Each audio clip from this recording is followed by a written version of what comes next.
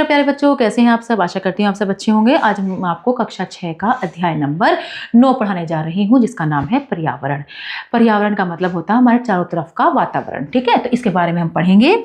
हमारे चारों ओर का परिवेश पर्यावरण कहलाता है। पर्यावरण के अंतर्गत पेड़ पौधे, जल, थल, नभ, वायु और मिट्टी सब कुछ आते हैं। सभी जीव पर्यावरण पर आश्रित होते हैं। मनुष्य अपनी सभी जरूरतों के लिए पर्यावरण पर निर्भर रहता है।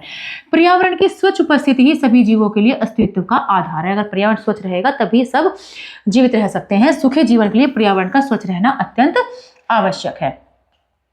और पर्यावरण स्वच्छ कैसे रहेंगे? जब वन रहेंगे। तो वनों का सबसे अधिक महत्व है। वनों को धरती के फेफड़े भी कहा जाता है, क्योंकि यही वन जीवों के लिए जरूरी प्राणवायु को पूरे वायुमंडल में फैलाते हैं। प्राचीन काल से ही मनुष्य अपनी जरूरतों के लिए वनों पर निर्भर रहते हैं। भाई, मनुष्य को जीने के लिए फल, घर, लकड़ी, शरीर ढकने के लिए पेड़ की छाल, उपचार के लिए जड़ी बूटियां, औषधियां, सब कुछ वनों से ही तो प्राप्त होता है ना। प्राचीन काल में ऋषि मुनि विद्यार्थियों की शिक्षा दीक्षा के लिए वनों में ही गुरुकुल की स्थापना करते थे, क्योंकि वनों में ही प्राकृतिक चीजें दिखाई देती थी सब तरह की, ताकि शिष्य प्रकृति की उपयोगिता समझ सके। प्राचीन काल में लोग वनों और वन्य जीवों की रक्षा करते थे, परंतु बड़े ही दुख की बात है, आज मनुष्य ने वनों की अंधाधुंध कटाई करके स्वयं और वन्य जीवों का अस्तित्व संकट में डाल दिया है। वनों की कटती संख्या से सभी ऋतुएं प्रभावित होती हैं और जीवों के जीवन पर प्रतिकूल प्रभाव डालती हैं। एक प्राचीन कथा के अनुसार एक बार एक राजा आखेट खेलने के लिए, आखेट यानी कि शिकार खेलने के लिए वन की ओर जा रहा था। रास्ते में एक बूढ़े के पास गए और बोले, वृद्ध मतलब बूढ़ा, हे ब्राह्मण देवता, आप तो इतने बूढ़े हो गए हैं, फिर भी यह पौधा लगा रहे हैं। आप यह पौधा क्यों लगा रहे हैं? वृद्ध ने बड़ी ही सहजता के साथ उत्तर दिया, हे राजन, मैं इस पौधे को स्वयं इसके फल खाने के उद्देश्य से नहीं लगा रहा हूं, बल्कि मैं इस पौधे को अपने पोता पोतियों के लिए लगा रहा हूं, जिससे बड़े होकर फल खा सकें। जिस तरह मेरे पूर्वजों ने मेरे लिए पौधे लगाए थे और बड़े होने पर मैंने उनका लाभ उठाया। राजा यह सुनकर अति प्रसन्न हुए और उन्होंने वृद्ध को पुरस्कार देकर सम्मानित किया। वास्तव में पेड़ पौधे सारी मानव जाति की धरोहर हैं।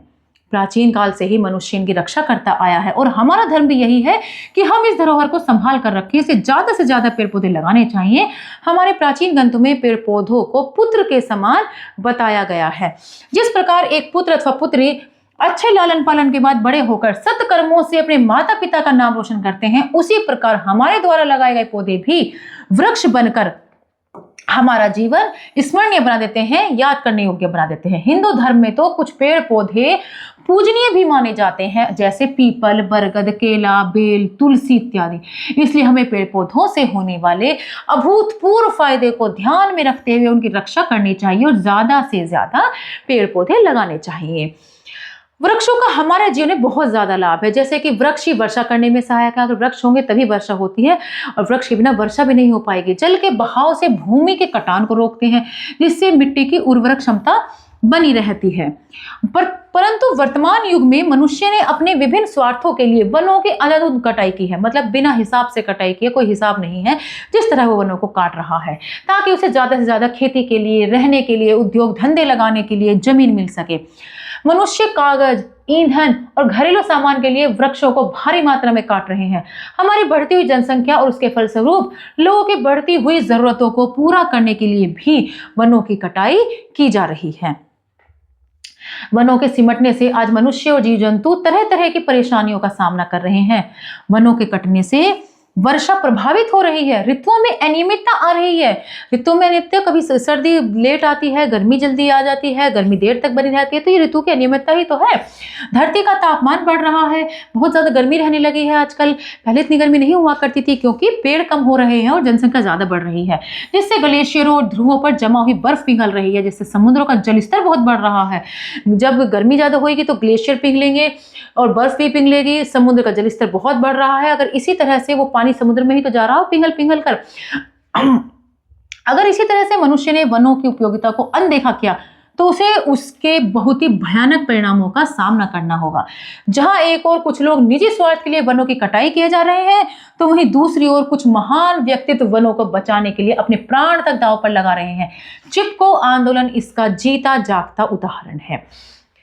चिपको आंदोलन पेड़ों की कटाई को रोकने के लिए किया गया एक महत्वपूर्ण आंदोलन था। इस आंदोलन के अंतर्गत 26 मार्च 1974 को उत्तराखंड के वनों में शांत और अहिंसक बिना हिंसा का, बिना मारधाड़ वाला विरोध प्रदर्शन किया गया था। जब उत्तराखंड के रैणी के जंगल के लगभग 2500 पेड़ों को काटने की नीलामी हुई तो गौरा देवी नामक महिला ने अन्य महिलाओं के साथ वनों की कटाई का विरोध किया।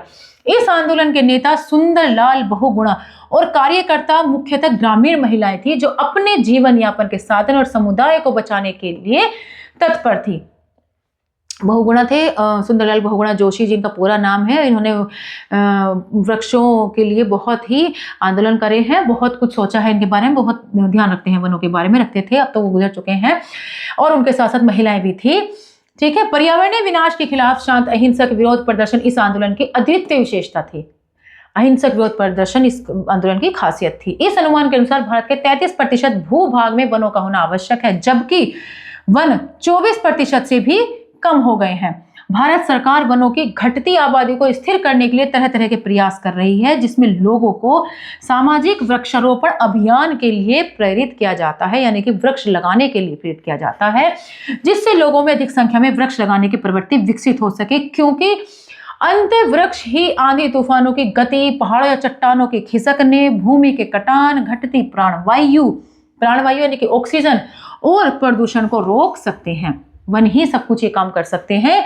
वन हमारी अमूल्य निधि है। इन्हें बचाने और सुरक्षित रखने के लिए हमें हर संभव प्रयत्न करने चाहिए। वनों को रोकने के लिए जितनी भी कोशिश हमसे हो सकती है हमें करना चाहिए, क्योंकि वनों से ही हमारा जीवन संभव है।